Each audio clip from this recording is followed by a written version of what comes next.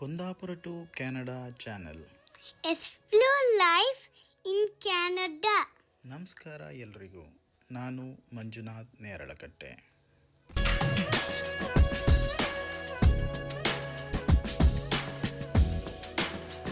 ಸ್ನೇಹಿತರೆ, ಇವತ್ತು ಸಿನ್ ಅಪ್ಲೈ ಮಾಡೋದಕ್ಕೆ ನಾವು ಸರ್ವಿಸ್ ಕೆನಡಾ ಕಡೆಗೆ ಹೊರಟ್ವಿ. ಸಿನ್ ಅಂತ ಹೇಳಿದರೆ ಸೋಷಲ್ ಇನ್ಶೂರೆನ್ಸ್ ನಂಬರ್. ಇದು ಕೆನಡಾದಲ್ಲಿ ರೆಸಿಡೆನ್ಸ್ ಆಗಿರೋದಕ್ಕೆ ಪ್ರತಿಯೊಬ್ಬರಿಗೂ ಅಗತ್ಯ ಇರುತ್ತೆ. ಒಂದಿಲ್ಲೊಂದು ಕೆಲಸಗಳಿಗೆ ಇದು ಹೆಲ್ಪ್ ಆಗುತ್ತೆ.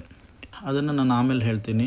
ಇವಾಗ ಒಂದು ವಿಶೇಷವಾಗಿ ನಾನು ಗಮನಿಸಿದ್ದೆ ಏನಂತ ಹೇಳಿದರೆ, ಕೆನಡಾದಲ್ಲಿ ಪ್ರತಿಯೊಬ್ಬರೂ ಇಲ್ಲಿ ಇಂಡಿಪೆಂಡೆಂಟ್ ಆಗಿರ್ತಾರೆ. ಏಜ್ಡ್ ಪರ್ಸನ್ ಕೂಡ ಅವರದ್ದೇ ಏನೋ ಒಂದು ಕೆಲಸ ಮಾಡಿಕೊಂಡು ಅವರ ಅರ್ನಿಂಗ್ಸನ್ನು ಅವ್ರು ಮಾಡ್ಕೊತಾ ಇರ್ತಾರೆ. ಸೊ ಸಣ್ಣ ಮಕ್ಕಳಿಂದಲೇ ಇದನ್ನು ಕಲಿಸಿರ್ತಾರೆ ಅನಿಸುತ್ತೆ. ಸಣ್ಣ ಮಕ್ಕಳಿಂದಲೇ ಇದನ್ನು ಅವರಿಗೆ ಟ್ರೈನಿಂಗ್ ಕೊಟ್ಟಿರ್ತಾರೆ. ನೋಡಿ, ನಾವು ಟ್ಯಾಕ್ಸಿಲಿ ಹೋಗಿರೋದು, ಟ್ಯಾಕ್ಸಿ ಡ್ರೈವರ್ ನೋಡಿ ಎಷ್ಟು ಏಜ್ಡ್ ಪರ್ಸನ್, ಅವರು ಇಂಡಿಪೆಂಡೆಂಟಾಗಿ ಅವರ ಅರ್ನಿಂಗ್ಸ್ ಅವ್ರು ಮಾಡ್ಕೊಂಡಿರ್ತಾರೆ. ನಮ್ಮಲ್ಲೆಲ್ಲ ಹಾಗೆಲ್ಲ ಒಂದು 60 ವರ್ಷ 65 ವರ್ಷಕ್ಕೆ ರಿಟೈರ್ಮೆಂಟ್ ಆಗಿರುತ್ತೆ. ಅದರ ನಂತರ ಅವರು ಕಂಪ್ಲೀಟ್ ಸೈಡ್ಗೆ ಹೋಗ್ಬಿಡ್ತಾರೆ. ಏನೂ ಕೆಲಸ ಮಾಡಲ್ಲ, ಏನೂ ಇರಲ್ಲ. ಹಾಗಾಗೋದ್ರಿಂದ ಅನಾರೋಗ್ಯ ಆಟೋಮೆಟಿಕ್ಲಿ ಮೈ ತುಂಬ್ಕೊಂಡು ಬಿಡುತ್ತೆ.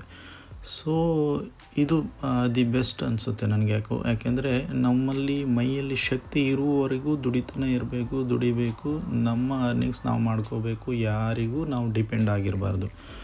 ಈವನ್ ಮಕ್ಕಳಿಗೂ ಕೂಡ ನಾವು ಡಿಪೆಂಡ್ ಆಗಿರಬಾರ್ದು. ಅವರದ್ದು ಇದೇ ಪಾಲಿಸಿ ಇರ್ಬೋದು. ನಾನಿವಾಗ ಹೇಳೋದೇನೆಂದರೆ, ಸಿನ್ ನಂಬರ್ ಏನು, ಹೇಗೆ ಅಗತ್ಯ ಇರುತ್ತೆ, ಯಾಕೆ ಬೇಕಾಗುತ್ತೆ ಅಂಥೇಳಿ ಅದ್ರ ಬಗ್ಗೆ ನಾನು ತಿಳ್ಕೊತ ಹೋಗೋದಾದರೆ, ಕೆನಡಾದಲ್ಲಿ ನಾವು ಕಾನೂನುಬದ್ಧವಾಗಿ ಕೆಲಸ ಮಾಡಲಿಕ್ಕೆ ಈ ಸಿನ್ ಬೇಕೇ ಬೇಕು. ಎಂಪ್ಲಾಯರ್ ನಮ್ಮ ಆದಾಯವನ್ನು ಸರ್ಕಾರಕ್ಕೆ ವರದಿ ಮಾಡಲು ಈ ನಂಬರನ್ನು ಬಳಸ್ತಾರೆ. ಸಿನ್ ನಂಬರ್ 9 ನಂಬರ್ಗಳಿಂದ ಕೂಡಿರುತ್ತೆ. ಪ್ರತಿ ನಂಬರ್ ಕೂಡ ಯುನಿಕ್ ಆಗಿರುತ್ತೆ ಪ್ರತಿಯೊಬ್ಬರಿಗೂ ಕೂಡ. ಈ ಫಸ್ಟ್ ಡಿಜಿಟ್ ಏನು ಇಂಡಿಕೇಟ್ ಮಾಡುತ್ತೆ ಅಂತ ಹೇಳಿದರೆ, ಸಿನ್ ಎಲ್ಲಿ ಇಶ್ಯೂ ಮಾಡಿದ್ದಾರೆ ಅಂತೇಳಿ. ಫಾರ್ ಎಕ್ಸಾಂಪಲ್, ಸೊ 1 ನಂಬರ್ ಇದ್ದರೆ ಸ್ಟಾರ್ಟಿಂಗ್ಲಿ ಅದು ಅಟ್ಲಾಂಟಿಕ್ ಪ್ರಾವಿನ್ಸ್ಗೆ ಸೇರಿರುತ್ತೆ. 4 ನಂಬರ್ ಇದ್ದರೆ ಒಂಟಾರಿಯೋ, ಹಾಗೆ 9 ಇದ್ದರೆ ಅದು ಟೆಂಪ್ರರಿ ರೆಸಿಡೆನ್ಸ್ಗೆ. ಹಾಗೆ ಇದು ತೆರಿಗೆ ಉದ್ದೇಶಗಳಿಗಾಗಿ ಕೂಡ ಇದನ್ನು ಬಳಸ್ತಾರೆ. ನಮ್ಮ ಆದಾಯದ ತೆರಿಗೆ ರಿಟರ್ನ್ ಸಲ್ಲಿಸುವಾಗ ಅಥವಾ ಎಂಪ್ಲಾಯರ್ ಕೆನಡಾ ಕಂದಾಯ ಸಂಸ್ಥೆಗೆ ಅಂದರೆ CRAಗೆ, ಕೆನಡಾ ರೆವಿನ್ಯೂ ಏಜೆನ್ಸಿಗೆ ಮಾಹಿತಿಯನ್ನು ಕಳಿಸ್ಬೇಕಾದ್ರೆ ಇದನ್ನು ಯೂಸ್ ಮಾಡ್ತಾರೆ.